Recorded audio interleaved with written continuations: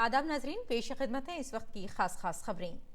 Jharkhand assembly इंतखाबात झारखंड मुक्ति मोर्चा इत्तेहाद को वाज़ेह अक्सरियत मिल गई है।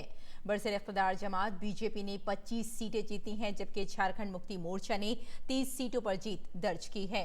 कांग्रेस पार्टी को 16 सीटों पर कामयाबी मिली, जबकि आरजेडी ने एक नशस्त जीती है।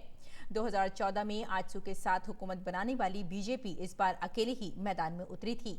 झारखंड के वजीर आला रघुवर दास ने मैंडेट का एहतराम किया है। दूसरी जानिब जेएमएम के सरबराह हेमंत सोरेन ने रियासत के अवाम का शुक्रिया अदा किया।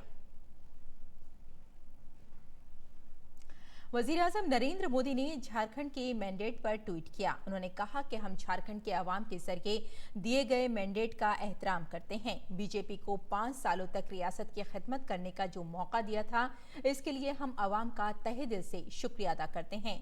बीजेपी मुसलसल रियासत की तरक्की के लिए पुरअज़्म रहेगी। सभी कारकुनान का उनकी अनथक मेहनत के लिए शुक्रिया।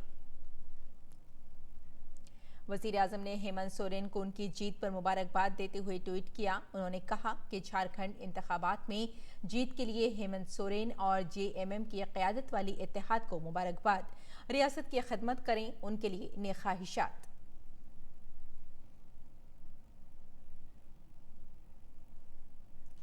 और कोलकाता हाईकोर्ट ने मगरबी बंगाल हुकूमत को तरमीमशुदा शहरियत कानून से मुंसलिक सभी तरह की मीडिया मुहिमात पर रोक लगाने की हिदायत जारी की है। चीफ जस्टिस टीबीएन राधाकृष्णन और जस्टिस अरिजीत बनर्जी की डिविजनल बेंच ने अदालत के आखिरी हुक्मनामा जारी करने तक रियासती हुकूमत को सीएए से मुताल्लिक जारी सभी तरह की मुहिमात पर रोक लगाने का हुक्म दिया। मामले की अगली समाअत 9 जनवरी को होगी। बीजेपी के कारगुजार सदर जेपी नड्डा ने शहरियत तरमीमी कानून की हिमायत में कोलकाता में कल एक बड़ी रैली निकाली। नड्डा के साथ मगरबी बंगाल के बीजेपी सदर दिलीप घोष और पार्टी के कौमी जनरल सेक्रेटरी कैलाश विजयवर्गीय समेत पार्टी के दीगर सीनियर लीडर भी मौजूद थे। वजीर दाखिला अमित शाह ने कहा है कि मोदी हुकूमत दहशतगर्दी, बाएं बाजू की इंतहा पसंदी और शुमाल मशरक़ी खित्ते की इंतहा पसंदी को आइंदा 5 बरस में पूरी तरह खत्म करने के लिए मुसलसल कोशियां हैं। मुल्क को 5 ट्रिलियन अमरीकी डॉलर की मईशत बनाने के हदफ का जिक्र करते हुए खुफिया ब्यूरो के 32वें लेक्चर में वजीर दाखिला ने यह भी कहा कि इसके लिए मुल्क की जमीनी और समुद्री सरहदों की हिफाजत अहम है। आईएफएस अफसर हर्षवर्धन श्रृंगला नए खारजा सेक्रेटरी मुकर्रर किए गए हैं। वो फिलहाल अमेरिका में भारत के सफीर के तौर पर खदमात अंजाम दे रहे हैं। अमले की वजारत ने पीर को एक हुक्मनामा जारी करके उनकी तकर्रुरी का ऐलान किया।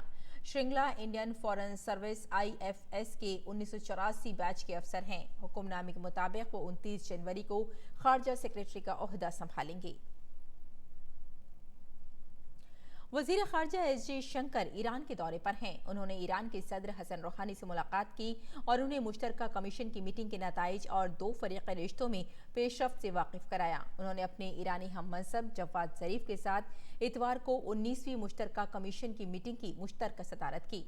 इस दौरान दोनों मुमालिक स्ट्रेटेजिक चाबहार प्रोजेक्ट पर काम में तेजी लाने पर भी मुत्तफिक हुए। ईरान के दौरे के बाद वजीर खारजा एस जयशंकर मजबूत शराकतदारी कायम करने के मकसद से मस्कत पहुंच गए हैं। ओमान के उमूर खारजा के वजीर यूसुफ बिन अलावी बिन अब्दुल्ला ने वजीर खारजा एस जयशंकर का गर्मजोशी से खैर मकदम किया। वजीर खारजा मस्कत में चोटी के लीडरों के साथ 2 फरीक़ी रिश्तों पर बातचीत करेंगे।